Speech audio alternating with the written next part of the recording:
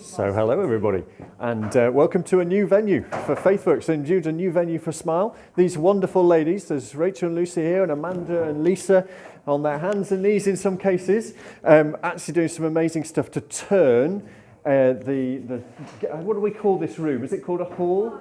The parlour room at Skinner Street URC Church into the new venue for Smile Coffee from next week. Now, they are doing some amazing stuff. The smellies, there's things to put on the walls to make it a really beautiful place. But isn't it great that we've got a new venue? And thank you, ladies, for making this happen. Great job. So they're going to moving here to have their Friday Smile Coffee. And it's actually really amazing. We had a meeting this week with the Smile management team, and they were just reminding us that there's now 271 people who are tuning into the Facebook closed Facebook group for Smile, and there's 65 families they were supporting with presents before Christmas. They have a Pilates group on a Thursday, another church, which is 10 mums are going along and they're integrating with some of the people from the church. In the background, there are these great stories that you continue to do in your various ways, in your various projects. And actually it was interesting, Lucy Holt, who's from St James's Church over there, again we have a relationship with through Jimmy's. Lucy is part of the Smile management team, and she was saying how she comes to these meetings and then goes away with a big smile on her face, thinking of the stuff that is going on, working and giving resilience and hope to a whole group of lone parents. So bravo to you, Rachel and Lucy. Thank you so much for taking on a new opportunity here. And indeed, thank you to the team at Jimmy's, for Alan and Jill, who had the paparazzi turn up on Thursday as the new Bishop of Salisbury. Stephen Lake, who's indeed a Poole man. He came along on his first day. They picked out Poole Food Bank Jimmy's as one of the places they wanted to visit, which is great to be on the list. It was a bit of a paparazzi visit with cameras and people taking photos and the good and the great of the Anglican community in this diocese. But it's great that Jimmy's was on the list there on his first day. Just a little reminder, some of you might have seen in the Echo, there's a picture of Longfleet United Reformed Church being sold, and it says Poole Food Bank closed. It's definitely not closed, folks. So be comforted. There's a lot going on, and with all the different satellites as well now, the 5 satellites there. It is a bit of a reminder that it's worth us getting those stories out about the things that we're doing on social media and into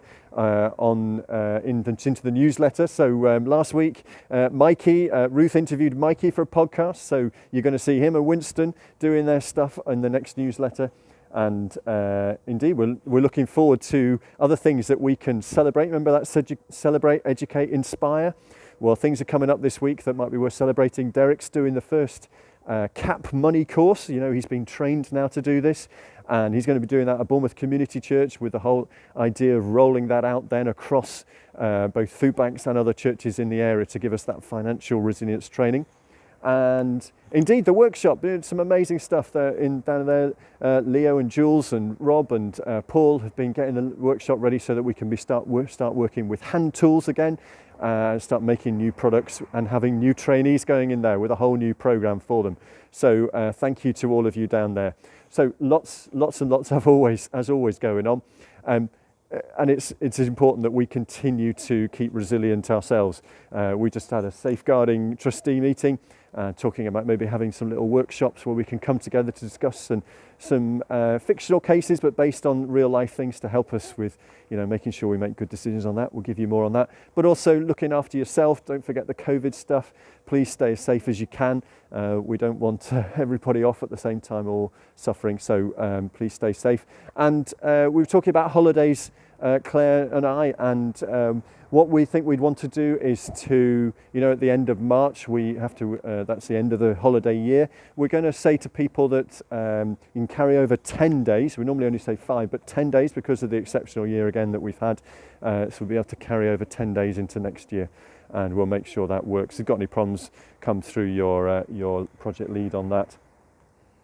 It was interesting, we had trustee prayers this morning, and I was sitting over here in Poole just waiting to come into Skinner Street, and Karen reminded us again. She didn't actually sing it, though of course singing is also good for your resilience and well-being, but she brought us again to that verse of the great hymn where it says, "Great is thy faithfulness, morning by morning, new mercies I see.